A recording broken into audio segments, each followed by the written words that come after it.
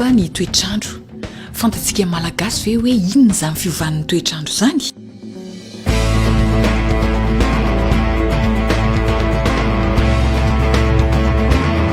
Fahazahoako ny fiovavan'ny toetrandro vanim-potoana zao zany dia tsy mifagnarakaraka ny tokony ho izy zany le toetrandro, satria zany raha tokony ho izy misy ny ririnina dia misy ny lotaona dia misy ny mafana dia misy ny mangatsiaka, dia tsy mifagnaraka amin'ny voajanahary zany. Tsy mipetraka amin'ny vanim-potoana tokony hisehony le orana zany, dia mihasimba zany ny tontolo iainana zany, dia miteraka fiantraikany amin'ny fiainan'ny olombelona zany. Mety mamokatra zany ny olona rehefa miha mafana iandro tsy ampy ny orana. Na ao amin'ny ankapobeny dia tena miha ratsy tokoa. Amin'ny volana febroary latsakora ty, dia nefa tamin'ny volana febroary lasa teo iny tsy dia nisy orana firy. Tena tsy ampy, tena tsy mahasesa na maraindray ziskariva, tena tsy mahasesy fa avy lera raiky dia mijano koa manahaky izay.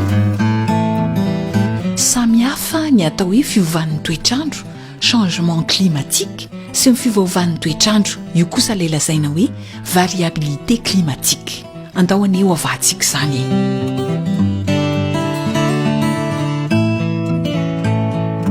Ny fiovaovan'ny toetrandro dia ilay nahazatra ny olombelona hatr'izay satria miankina amin'ny firafitra ara-boajanaharin'ny tontolo, ny eny amin'ny lanitra sy ny rivotra, na ny tany na ny ranomasina. Ireo no mahatonga ny vanim-potoana anatin'ny taona ho mangatsiaka, ho be orana, ho be hainandro sy ny sisa. Toy izao kosa no atao hoe fiovan'ny toetrandro. Ny hafanana no mamaritra ny toetrandro eto an-tany. Rehefa betsaka loatra ny entona voakejy ety ambonin'ny tany, dia mihamafana ny tany, ary mihamafana manaraka izany ihany koa ny ranomasina. Raha mitohy ihany koa ny entona maloto vokarin'ny sehampiariana, dia ampitsonika ny vaingan-dranomandry any amin'ny ilabolan-tany ny fitombon'ny hafanana terany. Gaz à effet de serre no iantson'ny frantsay ireo entona ireo, entonarina maloto avy amin'ny doro tanety, ny indostria manetroka, ny fiara manetroka no mahatonga azy. Miandalana ny fisehon'ny fiovan'ny toetrandro eo amin'ny zava-mananaina, kanefa efa iainana izany amin'izao fotoana izao. Mimafy ny haintany ary mikorontana ny fiavian'ny orana sy ny fijanonany. Amin'ny faritra maro eto Madagasikara ohatra, dia mety miatara kokoa ny vanim-potoana ny rotsakorana na miafoy.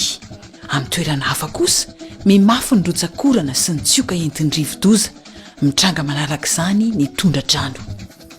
Raha sahirana miaina ny karazam-biby sasany noho ny fiovan'ny toetrandro, ka hinatra amin'ny alalan'ny tamingana azy, dia misy kosa ireo biby mpanimba mahazo vahana. Misy amin'izy ireny no mitondra retina na ho an'ny olombelona, na ho an'ny biby, na ho an'ny zava-maniry. Apahany amin'ny fomba fisehon'ny fiovan'ny toetrandro ireo voalazo ireo. Metraika amin'ny fiainan'ny olombelona ny fiovan'ny toetrandro. Raha ny vinavina dia hiakatra 2.7 cm ny ranomasina. Maro amin'ireo mponina any amin'ny morontsiraka araka izany no handao ny toeram-ponenany ka hifindrany amin'ny toeran-kafa.